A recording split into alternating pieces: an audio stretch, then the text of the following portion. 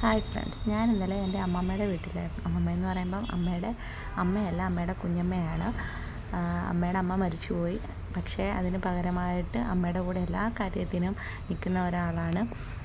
അങ്ങനെ ഞങ്ങൾ ഇന്നലെ അവിടെ പോയി. അപ്പം അവിടെ ചക്ക നിൽപ്പുണ്ടായിരുന്നു. ഊണെല്ലാം റെഡിയായി കഴിഞ്ഞ് ഇത് ഒരു മണി 1:30 ആയപ്പോൾ ഉള്ള സംഭവമാണ്. പെട്ടെന്നാണ് ചക്ക കിട്ടുന്ന വേവിക്കാമെന്ന് പറഞ്ഞ് അങ്ങനെ അവർ രണ്ടുപേരും കൂടെ ചക്കയുടെ പരിപാടിയൊക്കെ നടത്തി. ഞങ്ങളതിനകത്ത് പെട്ടെന്ന് ഇത് ചക്കക്കുരു എടുത്തുകൊണ്ട് പോയിട്ട് ചുട്ട് കഴിച്ച്. അതൊക്കെ ഒരു നൊസ്റ്റാൾജിക് ഫീലാണല്ലോ. അങ്ങനെ കഴിച്ച് അടിപൊളിയായിരുന്നു കേട്ടോ. ഇപ്പോഴത്തെ കുഞ്ഞുങ്ങൾക്കൊന്നും ഇതിൻ്റെ ഒന്നും ടേസ്റ്റ് അറിയണമെന്നില്ല. അങ്ങനെ അതൊക്കെ വേവിച്ചു, അരപ്പൊക്കെ ചേർത്ത് അതൊക്കെ റെഡിയായി സെറ്റായി ഇളക്കിക്കൊണ്ടിരിക്കുകയാണ്.